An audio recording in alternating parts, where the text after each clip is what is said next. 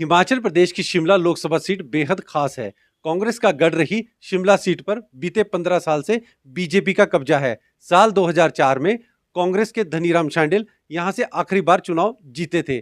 साल 2009 में भारतीय जनता पार्टी के प्रत्याशी वीरेंद्र कश्यप की जीत हुई और इसके बाद से यह सीट बीजेपी के कब्जे में है।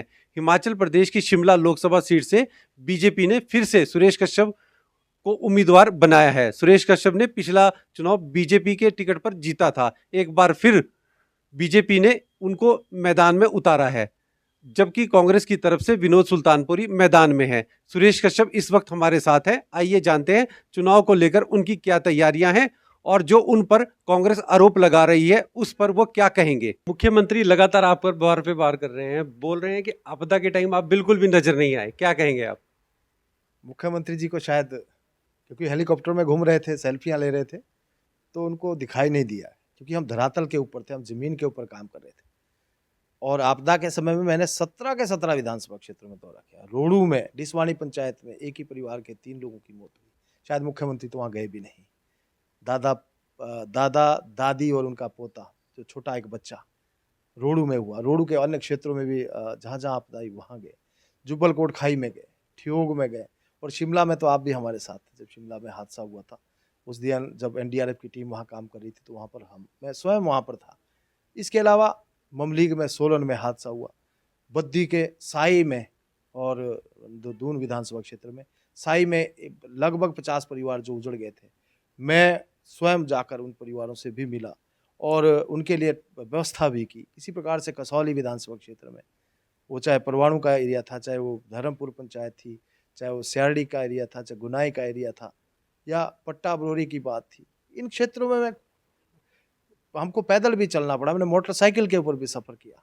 और इसी प्रकार से सोलन के साथ साथ हमारे जब सिरमौर में, रेणुका विधानसभा क्षेत्र में भी जिन जिन क्षेत्रों में त्रासदी आई, और जहाँ बैठे हैं आज पोंटा साहिब, यहाँ पर जब त्रासदी आई, जब राजबन में जो है कई परिवार जो है विस्थापित हो गए थे, और एक परिवार के तो 4 लोगों की मौत हो गई, जिसमें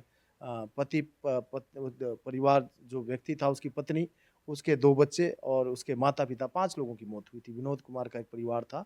तो मैं तो बल्कि दिल्ली था, और दिल्ली से जब मालूम पड़ा तो मैं वो देहरादून होकर यहाँ आया। उसके परिवारजनों के संस्कार में शामिल हुआ, उसके परिवार से मिला। साथ ही साथ उनको राहत सामग्री और राहत राशि भी हमने दी। और जो परिवार विस्थापित हुए थे, 10-10 टन राहत की सामग्री मैंने जो है लाकर वितरित की। उसमें हमारे बहुत सारे गुर्जर लोग भी थे, उनको भी दी, कंबल भी बाँटे, और जितना हो सका हमने अपनी ओर से राहत की जो राशि भी दी। तो प्रशासन को भी इस बारे में उनकी समस्याओं के बारे में भी बताया। तो अगर जिनको नहीं दिखता उनके बारे में हम कुछ नहीं कह सकते, लेकिन हमें इस बात की मैं तो एक फ़ौजी आदमी हूँ, मैं I am very straight forward. और फ़ौजी तो आप समझते हैं किस प्रकार से फ़ौजी, मैं झूठ नहीं बोल सकता। हमने किया, वो जिनको झूठ बोलने की आदत है उनको तो क्योंकि झूठ बोलकर ही सत्ता में आए। लेकिन मैं इस बात का, हमको सैटिस्फैक्शन है, मुझे कम से कम इस बात की संतुष्टि है कि मैं आपदा के समय में लगातार लोगों के बीच में भी रहा और लोगों की हर प्रकार से सहायता भी की। मुख्यमंत्री का एक आरोप ये भी है कि पिछले 15 महीने में बीजेपी लगातार उनकी सरकार को यहाँ पे गिरने की कोशिश कर रही है। लगातार कांग्रेस के कई विधायकों को उनके साथ उन्होंने खरीद फरोख्त भी की है। इस पे क्या कहेंगे आप? देखिए, ये कांग्रेस पार्टी के और मुख्यमंत्री के अपने कर्म हैं।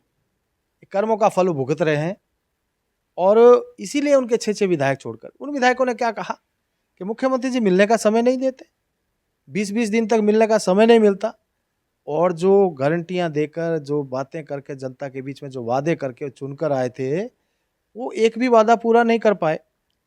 विकास नाम की हिमाचल प्रदेश में 15 महीने में कोई चीज़ नहीं है, पूरी तरह से ग्रहण लग गया है।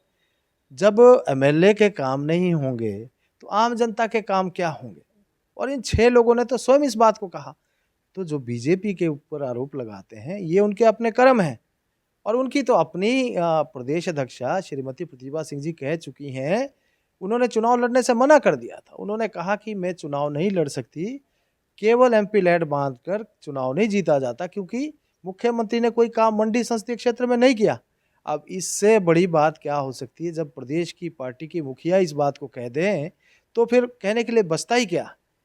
तो ये उनके कर्मों का ही फल है जो भुगत रहे हैं, और अभी तो आने वाले समय में और भी भुगतेंगे। अभी तो बहुत सारे लोग और भी तैयार बैठे हैं। तो ये स्थिति उनके अपने कारण है, ये भाजपा के कारण नहीं है। अच्छा, आपने बताया कि आप फौजी रहे हैं, तो अभी कांग्रेस ने एक आरोप लगाया है कि पुलवामा में जब भी मतलब इलेक्शन होते हैं तो उस टाइम कोई ना कोई प्रोपोगंडा पुलवामा को लेकर, अटैक को लेकर कुछ ना कुछ बीजेपी रचती ही रचती है। इस पे क्या कहेंगे आप? देखिए, बड़ा दुर्भाग्यपूर्ण है, ये हमारी सेनाओं के ऊपर प्रश्न चिन्ह लगाते हैं। वहाँ हमारे वीरों की शहादत होती है, ये प्रश्न चिन्ह खड़ा करते हैं, और सेनाओं के ऊपर जो आज अगर देश सुरक्षित है तो सेनाओं के कारण है। उन लोगों से पूछिए जो आज जैसलमेर में 48 और 50 डिग्री टेम्परेचर में काम कर रहे हैं, या उनसे पूछिए जो सियाचिन ग्लेशियर में -12-15 डिग्री में काम करते हैं, उनके बारे में ज़रा सोचिए। और ये लोग जो हैं फौजियों की शहादत के ऊपर प्रश्न लगाते हैं, एयर स्ट्राइक के ऊपर प्रश्न लगाते हैं, सर्जिकल स्ट्राइक के ऊपर प्रश्न लगाते हैं, और हमारी सेनाओं का मनोबल कम करने का प्रयास करते हैं। कितना दुर्भाग्यपूर्ण है कि आप आज देश के रक्षकों के ऊपर ही प्रश्न चिन्ह लगाते हैं। किस प्रकार की मानसिकता इन लोगों की है। लेकिन मैं कहना चाहूँगा कि हम पूरा सम्मान, मैं तो एक स्वयं फौजी रहा हूँ। कारगिल का युद्ध चल रहा था तो मैं उस समय जैसलमेर में पोस्टेड था, और हमारी जो मैं वायुसेना में रहा हूँ, और एक्टिवली हमने उस समय काम किया है। लेकिन ये लोग तो सेनाओं के ऊपर प्रश्न चिन्ह खड़ा करते हैं। इससे बड़ा दुर्भाग्यपूर्ण बात क्या हो सकती है? प्रतिभा सिंह और विक्रमादित्य सिंह लगातार कंगना के ऊपर वार पे वार कर रहे हैं। वो कह रहे हैं कि कंगना की भाषा शैली बिल्कुल ठीक नहीं है। तो इस पे क्या कहेंगे?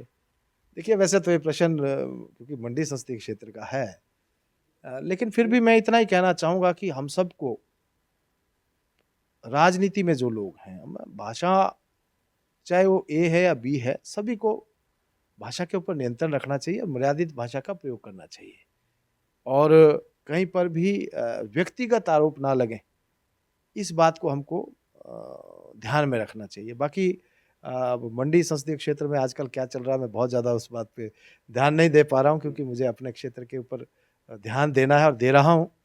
लेकिन कुछ भी अमर्यादित भाषा का प्रयोग कोई भी हो, चाहे वो किसी भी पार्टी का, उनको नहीं करना चाहिए, और बड़े संयम के साथ इस लोकतंत्र के पर्व में हम लोगों को लगना चाहिए। न्यूज़ 24 से बातचीत करने के लिए बहुत बहुत धन्यवाद।